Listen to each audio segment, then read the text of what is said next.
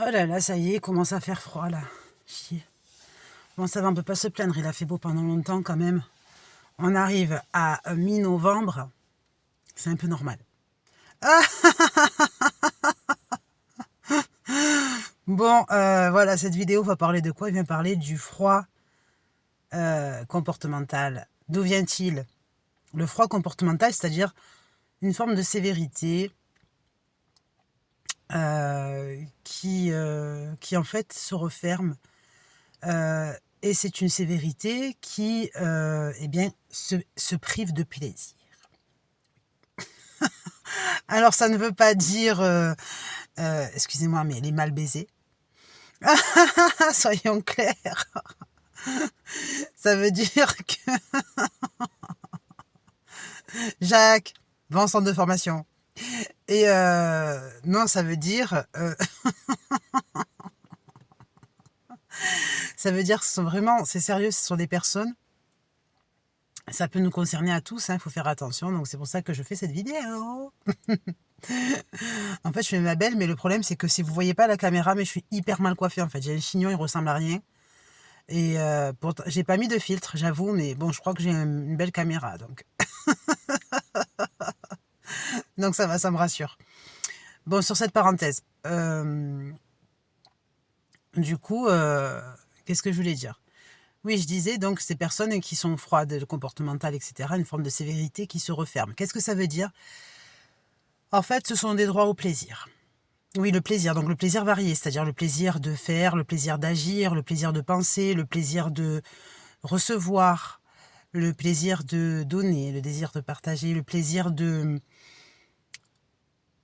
savoir, le plaisir d'aller, le plaisir de découvrir, le plaisir de rencontrer, le plaisir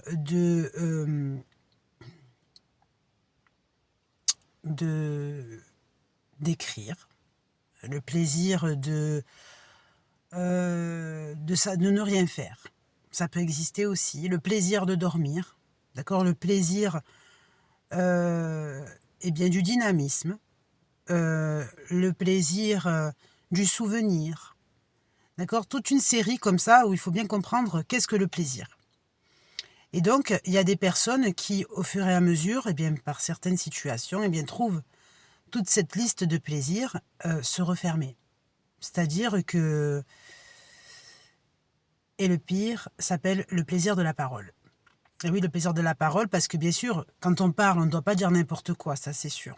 Il faut éviter, parce que c'est vrai que si on dit n'importe quoi, ça peut aller dans n'importe quoi aussi.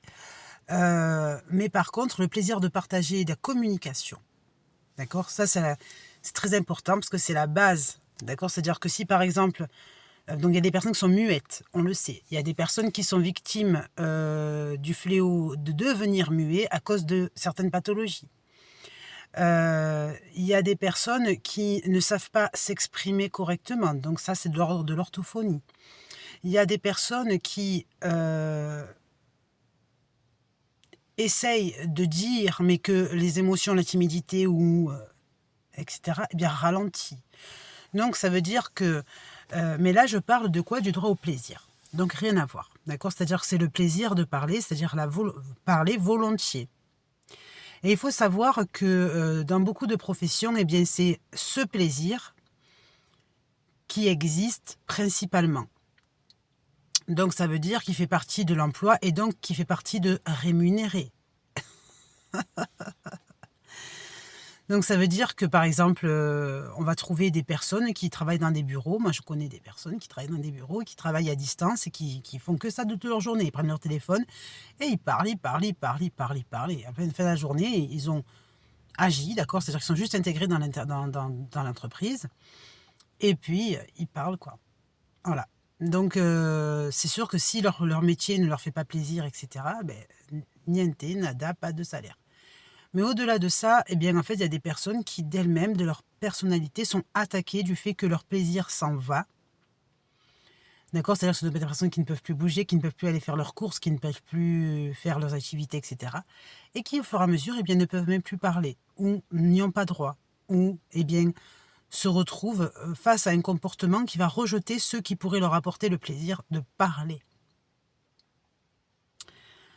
Donc comment faire? Comment faire? Eh bien ça, en fait, on peut le voir, grâce au réveil. Lavez-vous les dents. Conseil, n'hésitez pas à vous laver les dents, hein, ça c'est très important. Mais sachez que c'est la période du réveil qui vous permet, eh bien, de l'élan, de la parole et de son plaisir. C'est pourquoi, eh bien, pas tout le monde y a accès. Mais comme il y a des secrets beaucoup plus importants à annoncer sur la façon de voir les choses, eh bien, vous trouverez certaines solutions très efficaces dans la description.